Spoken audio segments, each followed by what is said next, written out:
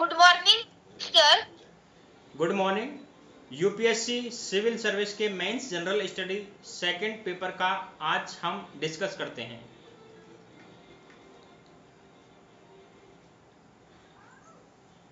UPSC में study 2 paper 250 marks का 3 hours का होता है। 4 unit constitutional for Indian government and political dynamics, governance, international relation से क्वेश्चन पूछे जाते हैं। Examination for electoral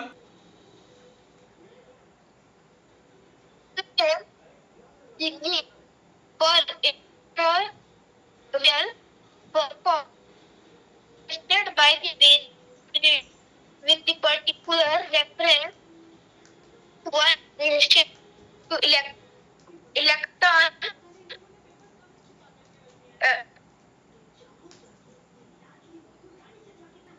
principle.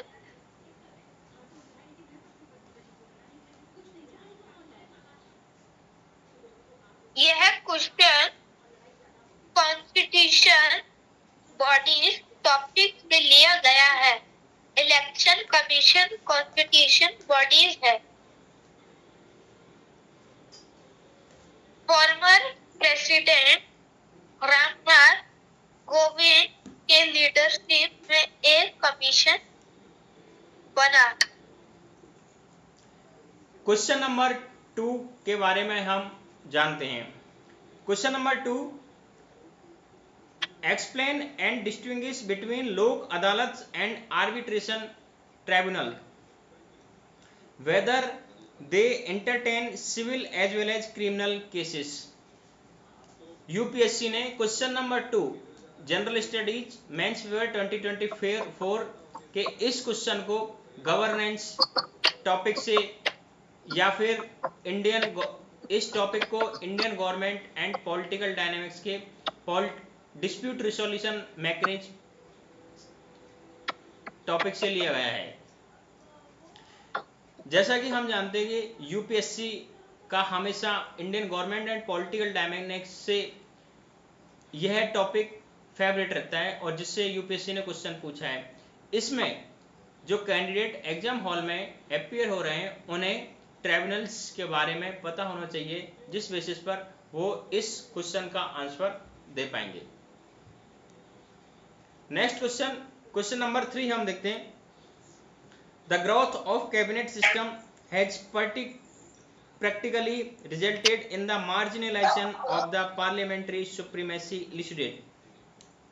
Question number 3 directly UPSC ने कॉन्स्टिट्यूशनल बॉडीज यूनिट से लेजिस्लेचर टॉपिक से लिया गया है, जिसमें पार्लियामेंट्री सुप्रीमेसी एक टॉपिक है।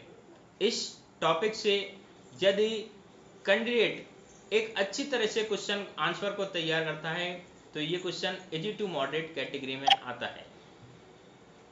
क्वेश्चन नंबर 4 हम देखते हैं। The duty of the comptroller and auditor general is not merely to ensure the legality of expenditure but also its propriety. Comment. Question number 4 UPSC ने कॉन्स्टिट्यूशनल बॉडी से लिया गया है। As we know that comptroller and auditor general एक constitutional bodies है। इसके बारे में जनरल स्टडीज के क्वेश्चन पेपर में अपेयर होने वाली कैंडिडेट को कंप्ट्रोलर ऑडिटर जनरल बॉडीज के बारे में पता होना चाहिए, जिस बेसिस पर ये क्वेश्चंस को आसानी से आंसर दिया जा सकता है। ये question easy to moderate category में आता है। नेक्स्ट क्वेश्चन देखते हैं। Question number 5,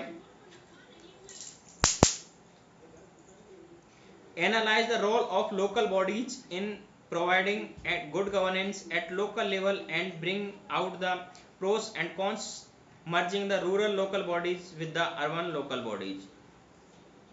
question number 6 UPSC ने Indian government and political dynamic unit से लिया गया है और ये क्वेश्चन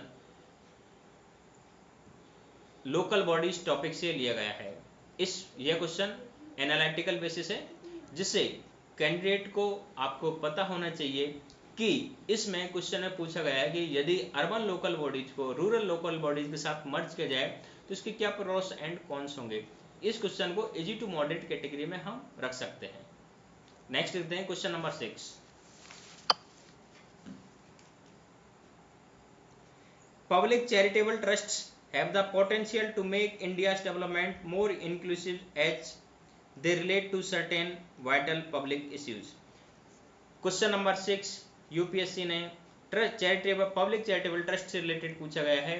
यह क्वेश्चन गवर्नेंस यूनिट से लिया गया है। इस क्वेश्चन को आंसर देने के लिए कैंडिडेट को पब्लिक ट्रस्ट के बारे में एक बेसिक इंफॉर्मेशन पता होनी चाहिए, जिससे इंट्रोडक्शन और बॉडीज और कंक्लूजन तक पहुंचा जा सके। इस क्वेश्चन को इजी टू मॉडरेट कैटेगरी में ही रखा जा सकता है। नेक्स्ट हम क्वेश्चन देखते हैं question number 7। Yes Rajvardhan please your turn. Question number 7। Question number 8। हाँ। क्वेश्चन नंबर 7 हम देखते हैं। Poverty and malnutrition create a vicious cycle adversity affecting human capital formation. What steps can be taken to break the cycle. UPSC का सबसे favourite topic poverty है, जिसे UPSC ने governance unit के poverty topic से लिया गया है। यहाँ पर यूपीएससी ने पूछा है कि निर्धनता और कुपोषण एक विषाक्त चक्र का निर्माण करते हैं। इस चक्र को इस तरह से तोड़ा जा सकता है। आपको पोवर्टी के बेसिस पर जो भी इंडियन एक्सप्रेस और द हिंदू इंग्लिश न्यूज़पेपर में एडिटोरियल आते हैं उनको पढ़ रहे हैं आप, तो जिसके बेसिस पर आप इसका आंसर दे पाएंगे। ये इस क्वेश्चन को डिफिकल्टी लेवल में नहीं रखे, वो एक मॉडरेट लेवल में रखा जाएगा। नेक्स्ट क्वेश्चन हम देखते हैं question number 8। The doctrine of democratic governance makes it necessary that the public perception of the integrity and commitment of civil servants becomes absolutely positive. प्रजातांत्रिक शासन का सिद्धांत यह अनिवार्य करता है कि लोक सेवकों की सत्यनिष्ठा और प्रतिबद्धता के प्रति लोक धारणा पूर्णतः सकारात्मक बनी रहे। ये क्वेश्चन अगेन गवर्नेंस यूनिट से लिया गया है। यदि आप इसे इजी टू मॉडरेट कैटेगरी में रखेंगे तो this will be fair for this question. Next question को हम देखते हैं question number 9। The west is fostering India as an alternative to reduce dependence on China's supply chain and as a strategic ally to counter China's political and economic dominance. Explain this statement with example. यह question international relations unit से लिया गया है। As we know that India ही Asia के अंदर एक ऐसी कंट्री है जो चाइना को काउंटर कर सकती है, चाहे वो इकोनॉमिक बेसिस पर हो या फिर वो डिफेंस बेसिस पर हो या फिर टेक्नोलॉजिकल बेसिस पर। बट इंडिया के साथ यदि वेस्ट खड़ा होता है तो वेस्ट इंडिया के साथ मिलकर और चाइना को इजीली काउंटर कर सकते हैं। इस क्वेश्चन को जानने के लिए, इस क्वेश्चन को आंसर देने के लिए आप इंडिया चाइना पर बहुत सारे एडिटोरियल इंडियन एक्सप्रेस और द हिंदू जैसे न्यूज़पेपर्स में आते हैं, इसके पर आपने पढ़े होंगे तो डेफिनेटली आपने इस क्वेश्चन का इजीली आंसर दे पाएंगे। नेक्स्ट क्वेश्चन हम देखते हैं question number 10। Critically analyse India's evolving diplomatic economic and strategic relations with the central Asian republics, highlighting their increasing significance in regional and global geopolitical। मध्य एशियाई गणराज्यों के साथ भारत के विकसित होते राजनीतिक, आर्थिक और रणनीतिक संबंधों का आलोचनात्मक विश्लेषण कीजिए तथा क्षेत्रीय और वैश्विक भू राजनीति में उनके बढ़ते महत्व पर प्रकाश डालिए। हम देखते हैं कि इंडिया के रिलेशन पहले भी वेस्ट एशियन कंट्रीज हों, चाहे वो अरब कंट्रीज हों या फिर इजराइल हो या तुर्की हो, ईरान हो, इनके साथ पहले भी रिलेशन हमारे स्ट्रेटजिकल बेटर रहे थे और उनको प्रेजेंट में हमारी सेंट्रल गवर्नमेंट ने और भी बेटर किया है। ये रिलेशन हमारे लिए स्ट्रेटजिकली और इकोनॉमिकली किस तरह से बेटर होंगे, इसका एक क्रिटिकली एनालिसिस करना होता है। ये क्वेश्चन भी इजी टू मॉडरेट कैटेगरी में आता है। नेक्स्ट क्वेश्चन हम देखते हैं, question number 11। What are the aims and objects of recently passed and enforced the Public Examination Prevention of Unfair Means Act 2024? Whether University State Education Board examinations too are covered under the Act? Question number 11 governance unit से education topic से लिया गया है। Recently देखा गया है कि NEET में और इवन यूपीएससी में भी कई तरह की लूप होल्स हैं जिनका यूज करके कैंडिडेट ने मिसयूज किया है। इन सभी मिसयूज को दूर करने के लिए नीट में हमने देखा, यूपीएससी में देखा, इन सभी लूप होल्स को रोकने के लिए एक एक्ट लाया गया है, जिस एक्ट के बेसिस पर क्या हम इस तरह के मिसयूज को रोक सकते हैं। इस क्वेश्चन को भी इजी टू मॉडरेट कैटेगरी में रखते हैं। नेक्स्ट क्वेश्चन हम देखते हैं, question number 12। Right to privacy is intrinsic to life and personal liberty and is inherently protected under Article 21 of the Constitution. Explain. In this reference, discuss the law relating to DNA testing of child in the womb or to establish its paternity. निजता का अधिकार प्राण तथा दैहिक स्वतंत्रता के आंतरिक भाग के रूप में संविधान के अनुच्छेद 21 के अंतर्गत स्वाभाविक रूप से संरक्षित है। व्याख्या कीजिए। इस संदर्भ में एक गर्भस्थ शिशु के पितृत्व को सिद्ध करने के लिए डीएनए परीक्षण से संबंधित विधि की चर्चा कीजिए। इस क्वेश्चन में यदि हम देखें तो कॉन्स्टिट्यूशनल फ्रेमवर्क से क्वेश्चन लिया गया है और कॉन्स्टिट्यूशनल फ्रेमवर्क के basic features of Indian constitution से लिया गया है, जहां पर हम फंडामेंटल राइट्स की बात करते हैं। फंडामेंटल राइट्स आर्टिकल 21 जहां निजता के अधिकार की बात करता है, वहीं पर क्या फंडामेंटल राइट्स 21 का वियोलेशन होता है यदि किसी बच्चे के पितृत्व उसके कौन उसका पिता है इसके बारे में जांच की जाए और ये पता लगाए। तो ये क्वेश्चन एक मॉडरेट टू डिफिकल्ट कैटेगरी में आता है। नेक्स्ट क्वेश्चन हम देखते हैं, What change has the Union government recently introduced in the domain of center-state relations suggest measures to be adopted to build the trust between the center and the states and for strengthening federalism? ये question Indian government and political dynamics से लिया गया है, federalism topic से। जैसा कि recently हम देखते हैं कि लाइव एग्जांपल है, सेंटर और स्टेट्स के रिलेशंस में काफ़ी डिफरेंसेस देखने को मिल रहे हैं। तो इस क्वेश्चन के बेसिस पर हम फेडरलिज्म के बारे में कितना अच्छी तरह से एक्सप्लेन कर पाएं जिससे हमारा क्वेश्चन आंसर बेटर हो। नेक्स्ट क्वेश्चन हम देखते हैं, explain the reasons for the growth of public interest litigation in India.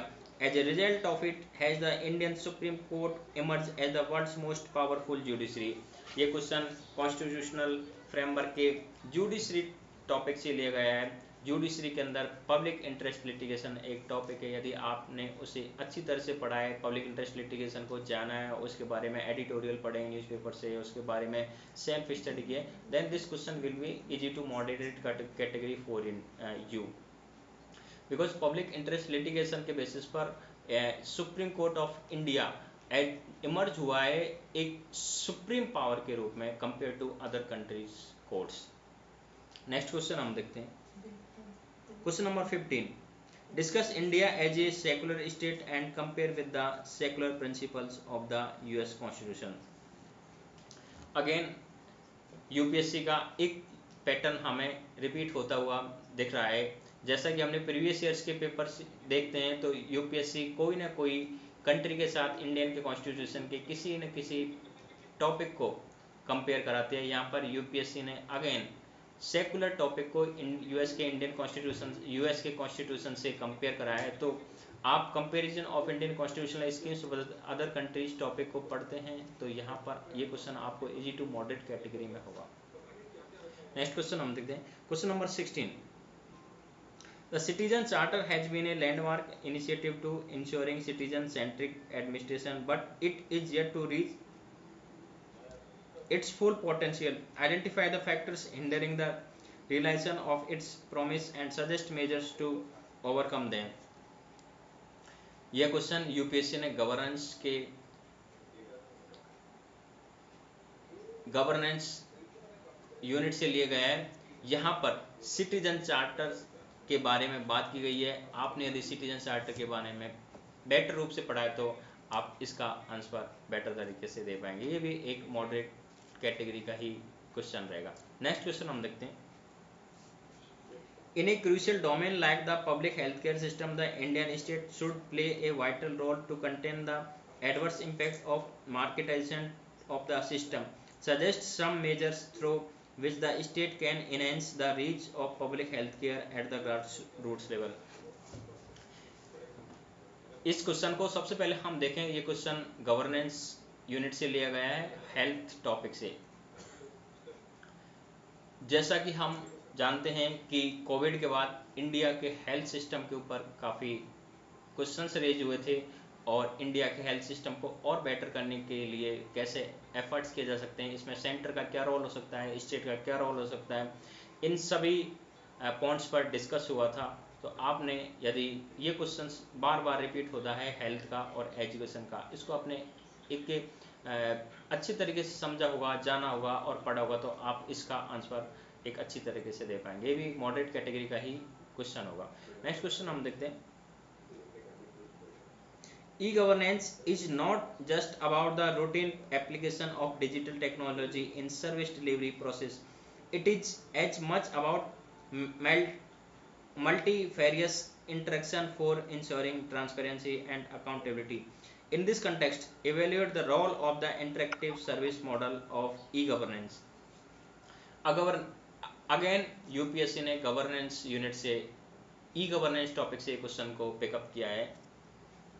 E governance के बारे में यदि आप बेटर तरीके से जानते हैं then this question will be moderate category for you. Next question हम देखते हैं। Terrorism has become a significant threat to global peace and security. Evaluate the effectiveness of the UN Security Council's Counter-Terrorism Committee and its associated bodies in addressing and mitigating this threat at the international level. यह question international relation unit से लिया गया है, जिसमें international bodies के बारे में बात की गई है। यूनाइटेड नेशन की एक बॉडी है यूनाइटेड नेशन सिक्योरिटी काउंसिल, और उसके अंदर एक बॉडी है काउंटर टेररिज्म कमेटी, जिसके अंदर एक कमेटी है counter terrorism committee. Counter terrorism committee के बारे में यदि आपने पढ़ा होगा then you will be easily and better define about the counter terrorism committee. Next question हम देखते हैं। Discuss the geopolitical and geostrategic importance of Maldives for India with a focus on global trade and energy flow.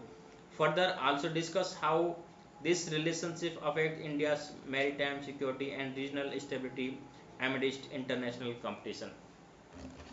जैसा कि हमने हाल ही में India और मालदीव्स के relations के बारे में काफ़ी न्यूज़ में देखा था कि इंडिया और मालदीव्स के रिलेशंस नेगेटिव इफेक्ट हुए थे कुछ समय के लिए ब्रीफली। लेटर दोनों कंट्रीज ने ट्राई की कि उन रिलेशंस को वापस से बेटर किया जा सके, क्योंकि मालदीव्स एक हमारा स्ट्रेटजिक अलाई और एक बहुत ही इम्पोर्टेंट पार्टनर है, बहुत ही इम्पोर्टेंट फ्रेंड है।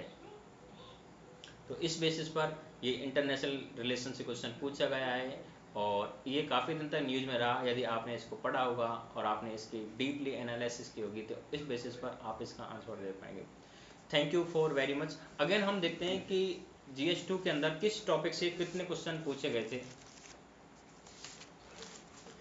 तो इंडियन पॉलिटी एंड कॉन्स्टिट्यूशन से 9 क्वेश्चन पूछे गए हैं, जो सबसे ज़्यादा हैं। लगभग अप्रॉक्सीमेटली 50% पेपर इसी यूनिट से आया है। नेक्स्ट है गवर्नेंस से 4 क्वेश्चन पूछे गए हैं और सोशल जस्टिस से 3 क्वेश्चन, इंटरनेशनल रिलेशन से 4 क्वेश्चन पूछे गए हैं। यही ट्रेंड यूपीएससी का लगभग हर एक ईयर में देखने को मिलता है कि पॉलिटी एंड कॉन्स्टिट्यूशनल फ्रेमवर्क पर यूपीएससी ज़्यादा एम्फेसिस करती है। Thank you very much for joining us.